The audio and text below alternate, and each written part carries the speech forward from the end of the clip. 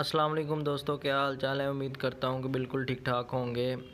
तो आज दोस्तों मैं आपको इंस्टेंट वाटर हीटर इंस्टॉल करने का तरीका बताऊँगा। बिल्कुल ही आसान तरीका है, तो मुकम्मल वीडियो देखें। इंशाल्लाह आपको एक ही बार में समझ आ जाएगी ये कैसे लगाते हैं।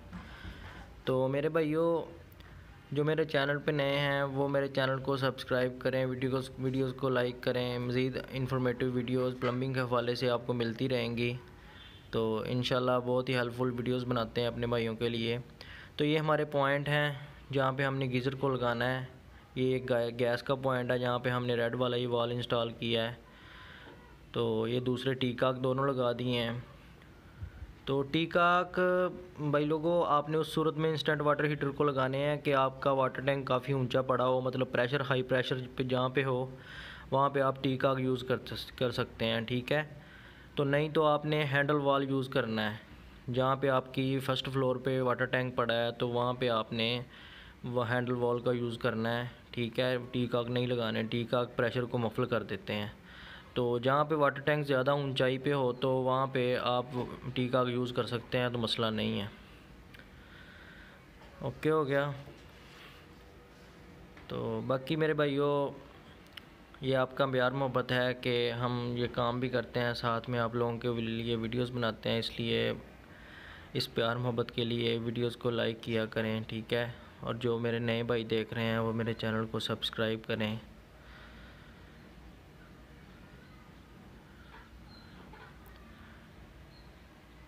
तो और सबसे ज़रूरी बात यह है कि जहाँ पे आपने इंस्टेंट वाटर हीटर लगाना है, तो सबसे अहम तो यही है कि जिस मेरे प्लम्बर भाई ने वहाँ पे सेंट्री का काम, मतलब ये प्लम्बिंग का काम किया हो, पाइप वगैरह डाले हों, तो वही गीज़र लगाए।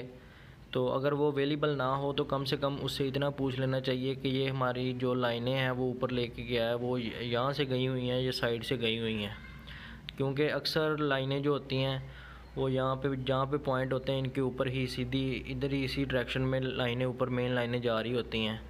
तो जब हम सुराख मारते हैं तो वो लाइनों में लग जाता है, सुराख ड्रिल लग जाती है, तो वो बहुत टेंशन बनती है।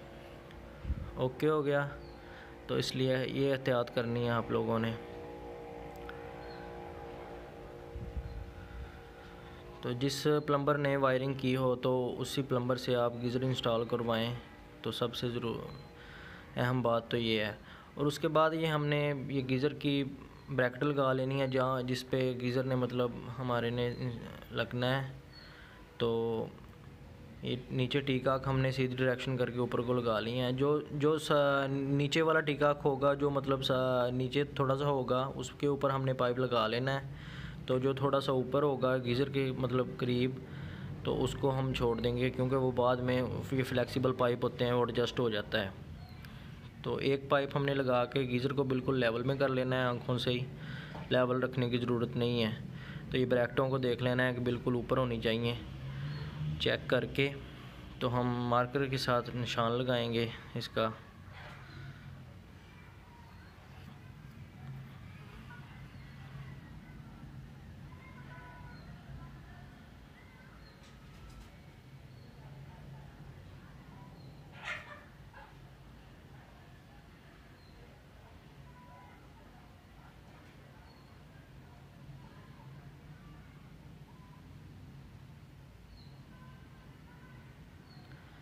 तो ये भाईजान हमने सुराख जहाँ पे मारने हैं ब्रैकेट के, ये सुराख हैं यहाँ, वहाँ पे हमने मार्किंग कर ली है।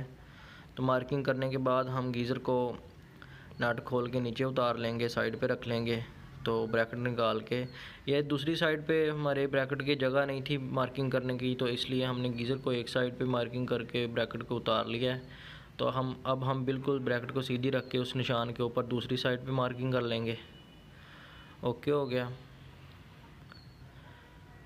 तो ये मार्किंग करने के बाद हमने ब्रैकेट को साइड पे रख लेना है।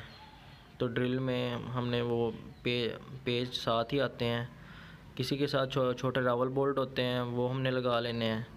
तो मतलब जिस साइज़ की वो गटियाँ हों तो हम उस साइज़ का हमने वर्मा लगा लेना है ड्रिल को। तो लगा के तो हम सुराख मारेंगे बड़ी ही एहतियात से, नीचे पाइप ना हो। आराम आराम से सुराख मारना है। सुराख जब भी मतलब दीवार में मारें तो जब प्लस्तर में सुराख चला जाए तो आराम से देखें, अगर रेड वाला पाउडर आना शुरू हो जाए तो समझ लें सामने ईंट है। तो अगर आराम से सुराख बिल्कुल आराम से आपका जा रहा है, रेड वाला पाउडर नहीं आ रहा, तो वहाँ पे आप चेक कर लें लाइट से, ठीक है। तो नीचे पाइप तो नहीं है, तो बड़ी एहतियात से करना पड़ता है। ये ड्रिल तो आपको पता ही हिल्टी ड्रिल है भाई, ये मतलब इसने आसरा नहीं करना। वो देखें रेड वाला पाउडर आ रहा है, अगर आपको वीडियो में नज़र आ रहा हो तो ये समझ लें कि नीचे ईंट है इसके, ठीक है।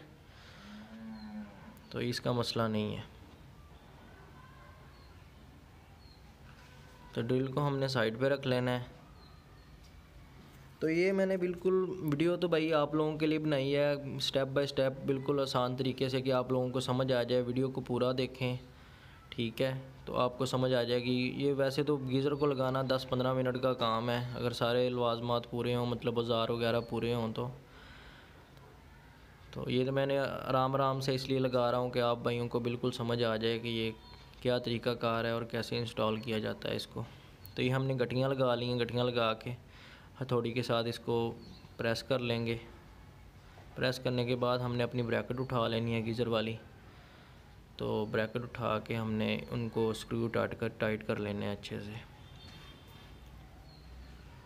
तो बाकी भाई किसी बात की समझ ना हो, अगर आपके इंस्टेंट वाटर हीटर में किसी भी किस्म का मसला आ रहा है, ठीक है, तो आप मेरा व्हाट्सअप नीचे नंबर दिया हुआ है, उस नंबर पे आप रब्ता करें, ठीक है। मैं आपको इंशाल्लाह बताऊंगा कि उसमें क्या मसला है, क्या उसकी मेंटेनेंस करनी पड़ेगी, ठीक है। तो हर सीज़न में मतलब सर्दियों के एंड पे गीज़र की सर्विस करनी पड़ती है। तो अगर आपके गीज़र में भी कोई इशू आ रहा है तो आप मुझसे व्हाट्सअप नंबर पे पूछ सकते हैं, डायरेक्ट DM करें, मैं इंशाल्लाह आपको बताऊंगा कि क्या प्रॉब्लम है। तो गीज़र को जब भी लगाएं तो गर्मियों में अक्सर लोग क्या करते हैं कि गीज़र जो गर्म वाली पानी वाली टूटी होती है उसको बंद कर देते हैं, खोलते नहीं हैं। तो भाई गलत करते हैं। हमने क्या करना है कि सेल निकाल देने हैं, ठीक है। गीज़र के सेल निकालने के बाद गैस बंद कर देनी है। बंद करने के बाद हमने गर्मियों में भी जो गर्म पानी वाली टूटी होती है उसको लाजमी यूज़ करना है। तो इंशाल्लाह आपका गीज़र कभी ख़राब नहीं होगा। और नॉर्मल फ्लेम पे हमेशा इसको चलाना है। तो ये इसकी लाइफ टाइम वारंटी है, ठीक है। अगर आप इसको हाई फ्लेम पे चलाएंगे, मतलब जलता हुआ पानी इससे लेंगे, तो ये गीज़र की लाइफ बहुत कम है।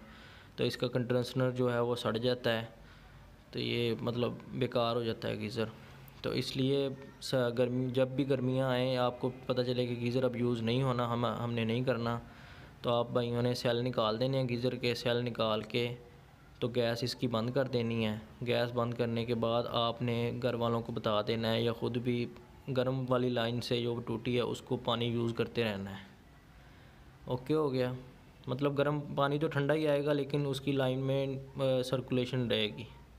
तो ये गीज़र हमने भाई ऊपर लगा लिया है, टांग लिया ब्रैकेट के ऊपर टांग के। तो ये वाशने रखनी है बीच में, तो बड़े ही आराम से इसकी वाशने रख के, तो ऐसे हमने पाइप, ये फ्लेक्सिबल होता है। कई भाई कहते हैं कि ये मतलब टेढ़े क्यों लगा दिए पाइप, भाई ये पाइप होते ही इसलिए हैं, मतलब ये इनका मसला नहीं है, ये फ्लेक्सिबल पाइप होते हैं। ये इनको मतलब होते ही इसलिए हैं कि जिस मर्ज़ी डायरेक्शन में मोड़ के इनको लगा लें हम, ठीक है, इनकी फ़िटिंग कर लें। तो ये ऊपर वाले नटों को भी बहुत ज़्यादा टाइट नहीं करना, जब ये गल जाते हैं या लीक करते हैं तो खोलने में बहुत मुश्किल होती है। गैस वाली नोज़ल को भी अच्छी तरह टाइट कर लेना है, वाशल चेक कर लेनी है, उसमें भी होनी चाहिए। तो ये देखें भाई हमारा गीज़र इंस्टॉल हो गया अल्हम्दुलिल्लाह। ये देखें कितना इजी है, एक बार वीडियो देखेंगे मुकम्मल इंशाल्लाह आपको समझ आ जाएगी। ये हमारा वाटर कंट्रोल है, इसको फुल रखना है हमेशा। और ये विंटर समर वाला जो बटन है इसको आपने विंटर पे ही रखना है, समर पे करने की ज़रूरत नहीं है। समर पे करेंगे 2 बर्नर चलेंगे, विंटर पे करेंगे 3 बर्नर चलेंगे। तो ये हमारा गैस कंट्रोल है। अगर आपकी नेचुरल गैस है, मतलब घरों वाली जो सुई गैस होती है, तो वो कम ज़्यादा होती रहती है, तो वो आप कम ज़्यादा कर सकते हैं। अगर सिलेंडर पे LPG पे यूज़ करना है आपने, तो वो एक जगह पे आपने बटन को सेट कर लेना है, ठीक है, नॉर्मल गैस पे, तो वहाँ पे आप यूज़ करते रहें। इंशाल्लाह आपका गीज़र कभी मसला नहीं करेगा, ख़राब नहीं होगा। तो वीडियो अच्छी लगी हो तो भाई वीडियो को लाइक करें। ओके, अल्लाह हाफिज़। दुआओं में याद रखिएगा, अपना ख्याल रखिएगा।